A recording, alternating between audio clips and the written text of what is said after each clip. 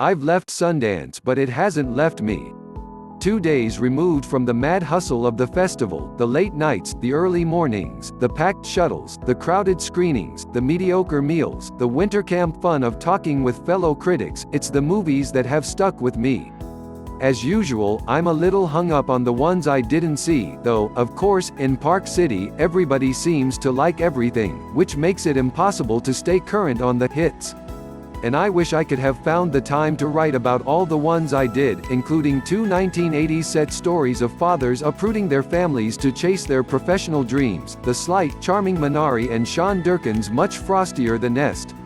But it was a good year for the fest, good enough, in fact, that I'm highlighting more than the usual 5 favorites below. Because Sundance doesn't really end when it ends. It lives on through the movies it unleashes into the world, extending this annual event's reach through the months to come. By the time they've all opened, Park City will beckon with more. 1. The Assistant.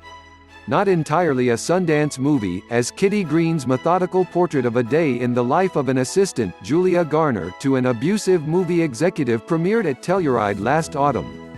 It came to Park City as part of the Spotlight program. But the film always belonged at Sundance, and not just because it exemplifies challenging independent American filmmaking. In keeping her Harvey Weinstein proxy completely off-screen, Green stresses how his pattern of exploitation was a true group effort, sustained through the silence and implied condoning of an entire industry. The real Weinstein was, of course, a major player at the festival for years, to the point where one could call his relationship with it symbiotic, the two boosting each other's profiles and clout. Or to put it another way, Harvey made Sundance, and Sundance made Harvey. Does showing The Assistant at the fest count as an act of atonement, or at least an acknowledgement of guilt through association? Either way, there was something uncomfortable and surreal about watching it at an industry screening, among people who might have recognized a little more of themselves, and their own willingness to look the other way, in its stark depiction of institutional failure. 2. The Climb. What does it say that the best movies at Sundance are often the ones that show first at other festivals? The Climb, like The Assistant, is a Spotlight highlight, having first appeared at last year's Cannes. It's an unpredictable comedy about an unusual friendship told in vignettes that span maybe a decade in the characters' lives. The first one, which unfolds in a winding single take, tracks groom to be Kyle Marvin, and his best man Michael Angelo Covino, who also wrote and directed, on an uphill bike ride, until a shocking revelation tears their bond asunder. Speaking again of atonement, what follows is a complicated attempt to make amends by a guilt-ridden perennial fuck-up. It's one of the more complicated relationships put on screen at this year's festival, and Covino, making his remarkably accomplished feature debut, builds the movie around cringe comic set pieces that use elaborate long takes to actually enhance the tension or emotional duress of the material. As my buddy and annual Sundance condo mate Nick Allen put it, if this was a real Sundance premiere, it would win the U.S. Dramatic Jury Prize in a walk. 3. Never, Rarely, Sometimes, Always. As for what may actually win the award, I've got a hunch it could go to Eliza Hittman's Sensitive, involving drama about a pregnant teenage girl from Pennsylvania traveling to New York City with her cousin to procure an abortion. I've been a skeptic of Hittman's past work. It felt like Love, Beach Rats, in part because it felt like those films dragged their sullen teenage characters toward a foregone conclusion of misery and disappointment.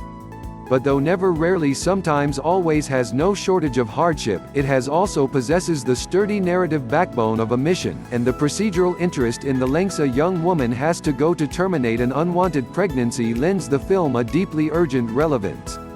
Hard to imagine Sundance ignoring that. 4. Black Bear, More Pregnancy, Questionably Unwanted. Aubrey Plaza, in the most thrilling performance of her career, plays a young filmmaker who decamps for a week of writing at a lake house, only to get embroiled in the conflict simmering between its owners, a failed musician, Christopher Abbott, and his expecting girlfriend, Sarah Gadon.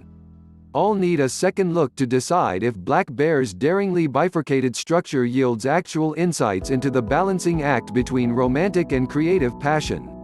But this psychodrama, a major leap forward for Wild Canaries writer-director Lawrence Michael Levine, is witty and exhilaratingly tense throughout. I suspect it too might have a shot at the big jury prize if it wasn't playing in Next, the program where Sundance tends to stick its most radical and adventurous selections.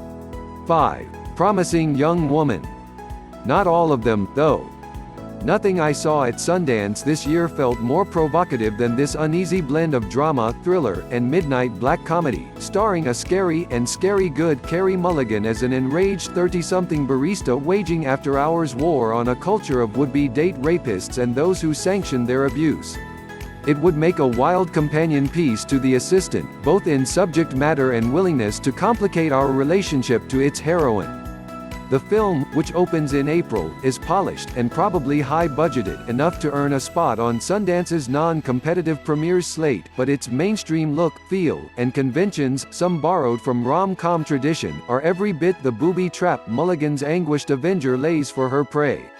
Reviews from the festival were divisive, with some deeply offended by the twists and turns. But I can't deny the power of a movie this simultaneously righteous and antagonistic. 6. Bloody Nose, Empty Pockets. Controversy has also swirled around the latest from form-bending documentarians Bill and Turner Ross.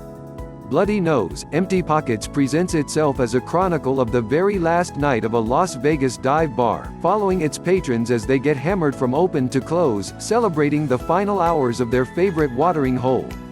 Except the film was actually shot at a bar in New Orleans, and all the regulars are locals that the Ross brothers cast, decisions that have irked some purists, who insist the film shouldn't be showing alongside less explicitly orchestrated nonfiction.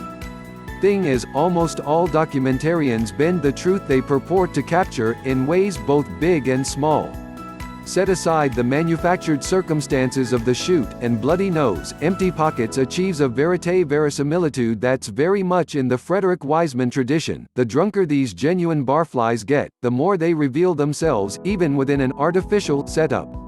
It's funny and sad and also much more real than plenty of documentaries that play by the rules, a perfect encapsulation of Werner Herzog's principle of ecstatic truth, the kind that can only be unearthed when you're willing to look past the raw facts.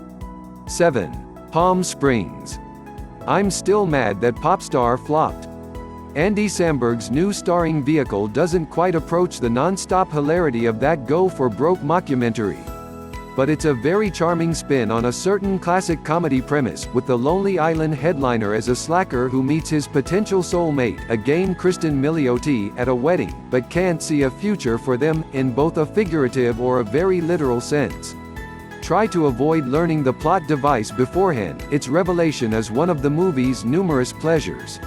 The rare Sundance crowd pleaser that might really please crowds outside of Sundance. Please subscribe our YouTube channel Listen News here. If you like the video, please like, comment and share the video.